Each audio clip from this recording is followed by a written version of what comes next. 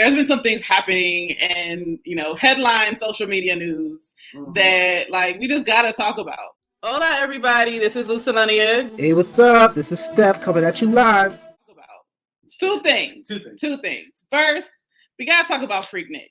Freaknik documentary that's not even coming out anytime soon. They just announced that it's coming, but it's not like tomorrow. Like, I think it's like 2024. Yeah, 2024. But Bama's is sweating.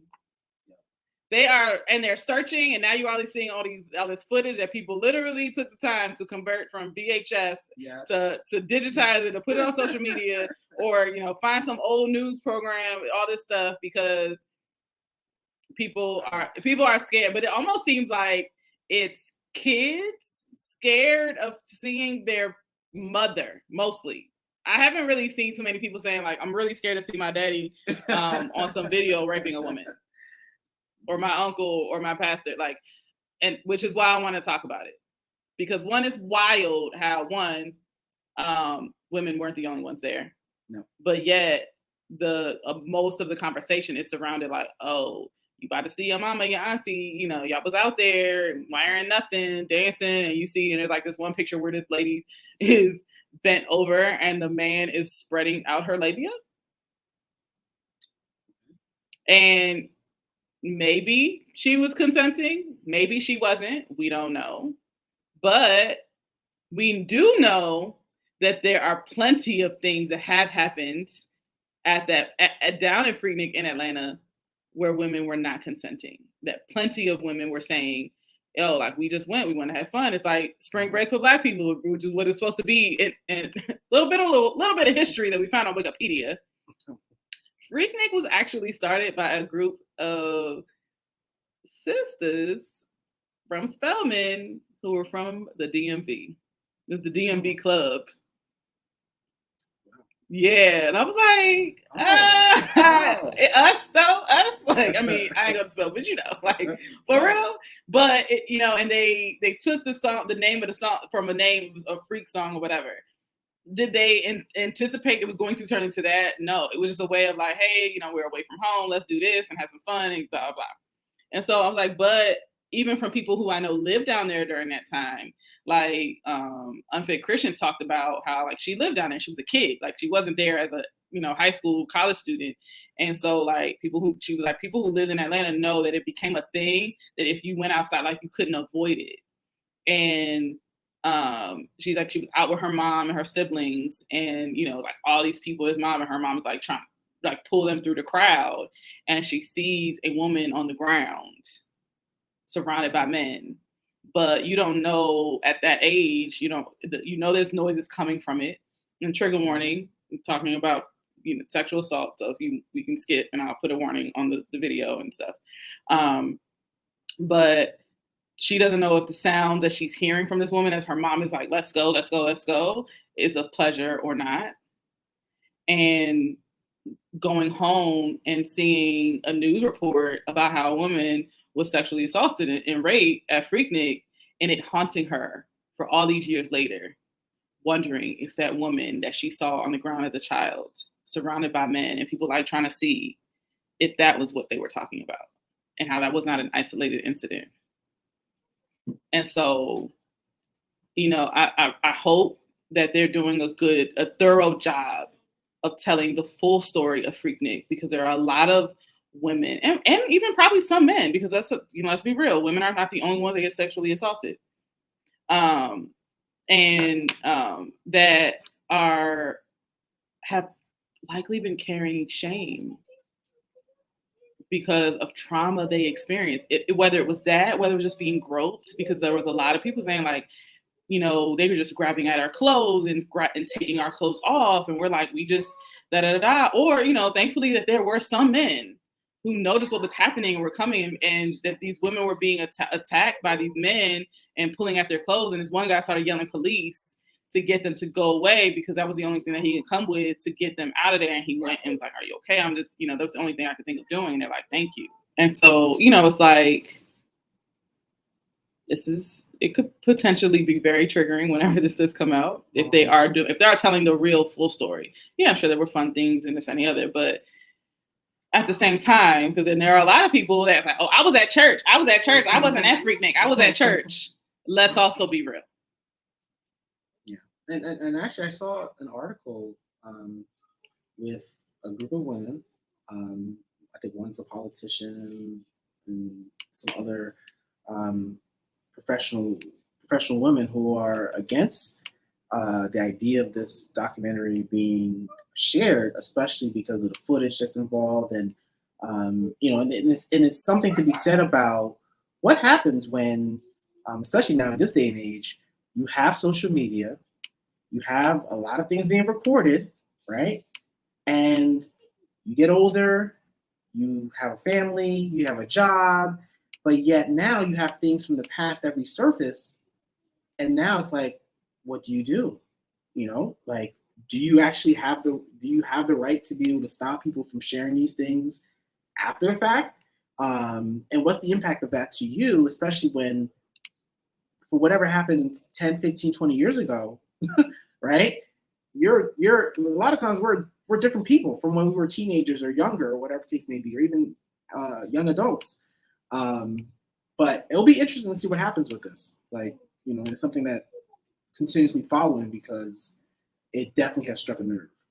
Well, and like the other day, Brother Marcus D. King on Facebook shared, y'all worried about Freaknik. You need to be glad they didn't have cameras watching you in those empty rooms at Vacation Bible School revivals and late night musicals. The Churchnik, LOL. And it's like, again, we can get real sanctimonious about, oh my God, these people out there, and they just even if these women were choosing to bend over and let their vagina be all over these VHS tapes, or choosing to have public sex, or whatever they were choosing to do. My issue is not the consensual acts that they were doing. It's the assaults. Yeah. And so I reposted what Brother Marcus King said and was like, and just like Freaknik, I wouldn't be worried about the folks engaging in consensual acts. I'd be worried about the truth coming out about your mama, pastor, minister, deacon, so-and-so, daddy, who have violated and assaulted members and their children and are still hiding within church walls. When is that documentary going to come out? That one comes out. Because the other thing is, it ain't just the Catholic Church. Oh, definitely. Oh. It ain't just the Catholic Church. It definitely is not just the Catholic Church. And it ain't just like, oh, well, yeah, it may have happened at that church, but it's just, this is the one off. And it was that guy that was that he just came off the street. It wasn't just that either.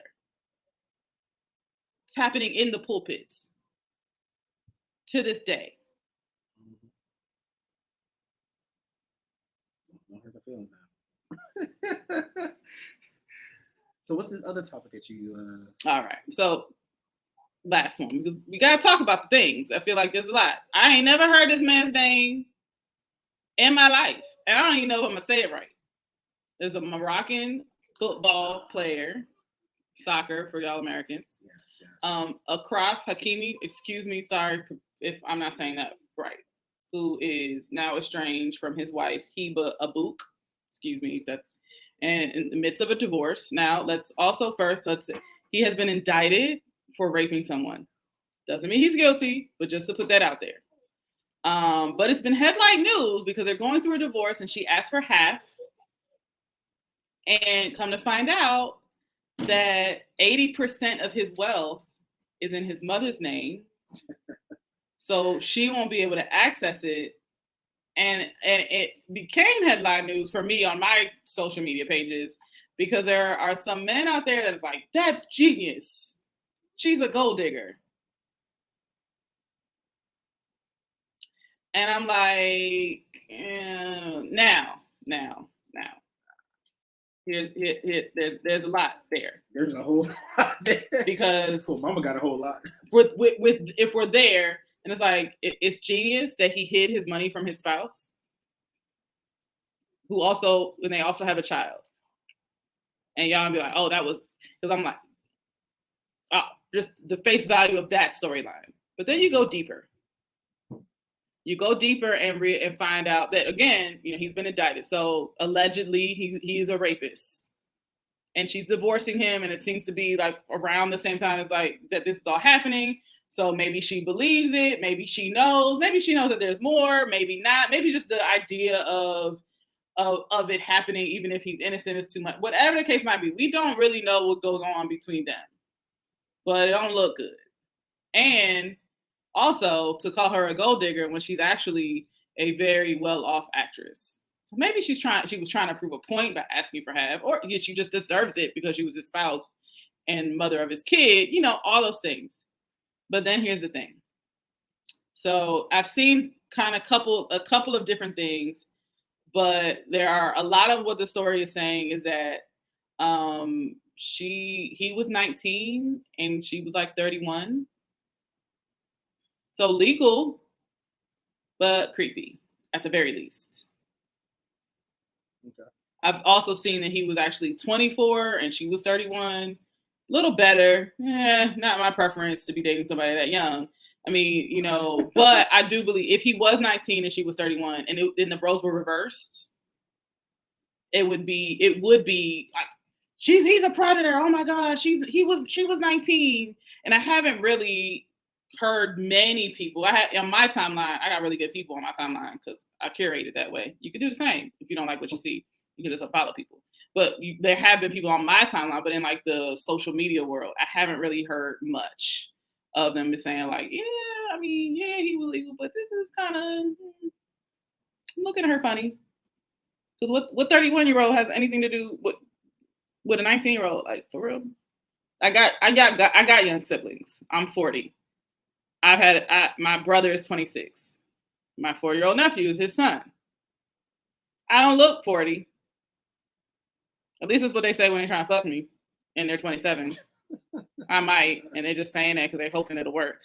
It's not. But I've had guys that be like, no way, you're not that old. Like, I mean, it's whatever.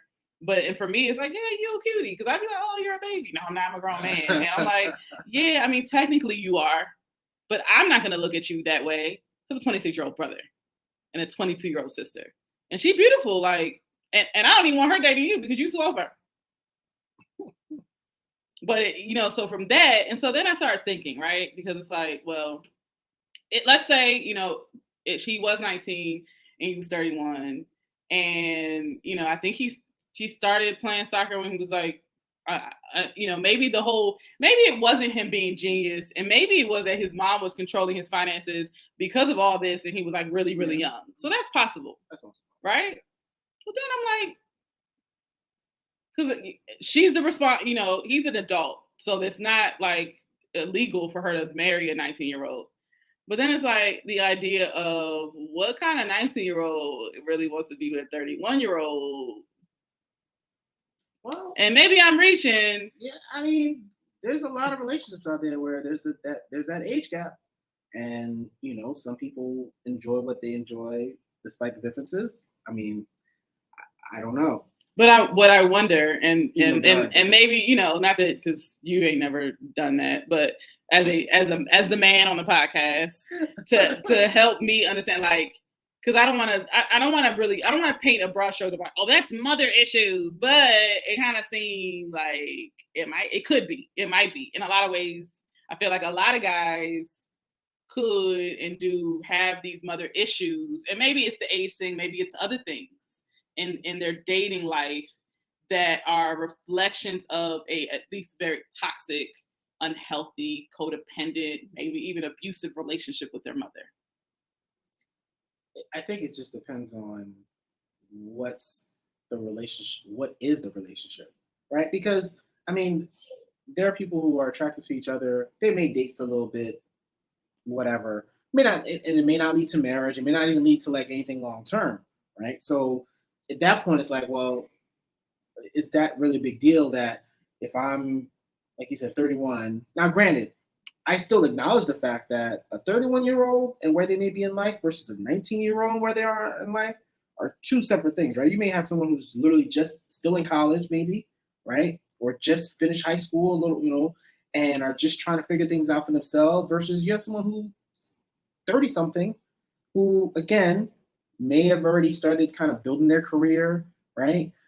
Maybe not, but it does beckon what ties those people together, right? Because eventually, at some point, yes, opposites can attract, but there's still things that exist between those two people that allow them to still come together, right? So, is it impossible that those relationships can't work? No.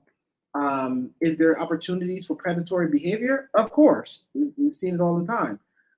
But I do agree that if it was reversed, that if it was her being the 31-year-old and him being a 19-year-old, then yeah, it would have been it would have been looked at as, oh, you're taking advantage of them, versus the other way around. It's not considered to be the case, which then makes you wonder, like, how much do we give young women the almost kind of like the expectation that, like, oh, you should know what you're doing by that age. You should be able to make good decisions about your relationships and who you're dating and situations you get into, because that's just how it is. Versus a 19-year-old guy, he's not going to get that saying, he's 19. What do you expect? So I don't know. I have mixed feelings about the relationship gap part, but we'll find. Again, this is one of those stories. We'll find out more and more as things happen. Yeah, because it's unsubstantiated. Yeah. But there are some reports that are saying that his mother actually didn't always control his finances or have that much, that he transferred it amidst the divorce. Which is also, I mean, I'm not a legal expert, but and I you know what? And we're dealing with different countries, so of course we don't know, and we ain't gonna look, and whatever. But it's my thing was honestly is like, outside of all that and the calling her a gold digger and blah blah, she's not gonna be struggling financially. She doesn't need his money.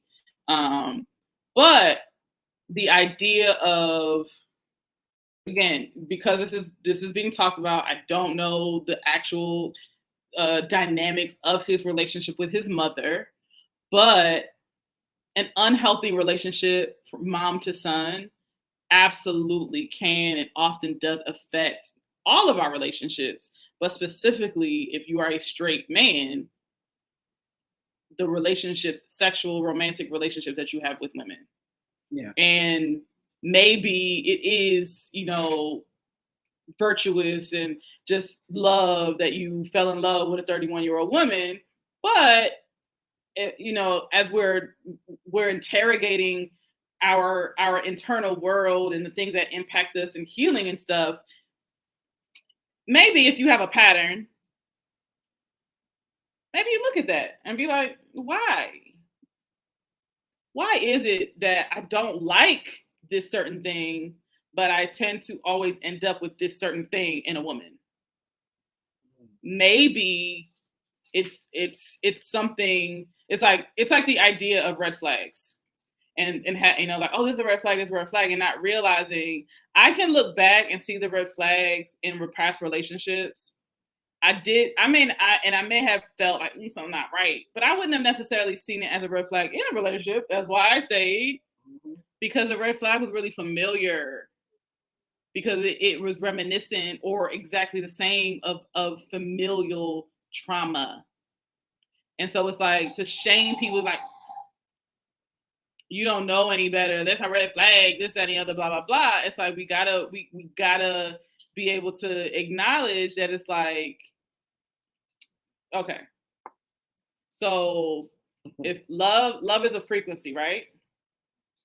But that frequency is going to be based on the type of love that I was taught. So I think love is at the frequency of 365. Let's put a number there. But maybe that love is unhealthy, but I don't know that because it's all the love that I know. And I meet someone, and the ideal number, frequency of love is really at 576. That's ideal, healthy, secure love, right? And so I meet this person, maybe there's chemistry, we're attracted, and I'm loving them at my frequency, they're loving me at their frequency. And maybe those frequencies really just are causing conflict. Now, ideally, maybe I'm on a healing journey and I'm growing and I'm this and the other, and I'm realizing that my love isn't really the healthiest. And if that person is committed, I'm committed and dedicated, then they can help. And I'm doing the work, but they because they have access and they know that frequency a lot more because of their upbringing, then we can, they can help me to raise it. But maybe not. Maybe I don't know that that's healthy love. And so, because it's so uncomfortable, you can't play. You can't play with him and make those noises right now. Okay. Because it's so uncomfortable for me, because it's so unfamiliar, I reject it. And so, is it my fault? Because I didn't know. It just didn't feel right. Which is, again, it's like intuition could be access through your feeling, but watching, praying, getting in alignment, healing, so that way your intuition, you can know the difference in your intuition and discomfort and intuition. And it's the science, it's spiritual, it's not just. There's a lot to it. Yeah. And so, but it's like, if we're using Akrav and his ex-wife and taking liberties with this story because it's being talked about, to think that maybe not because his mom was evil, but because they taught him the love that they knew. And his mom was like a maid and his father was a street vendor, and there's nothing wrong with that.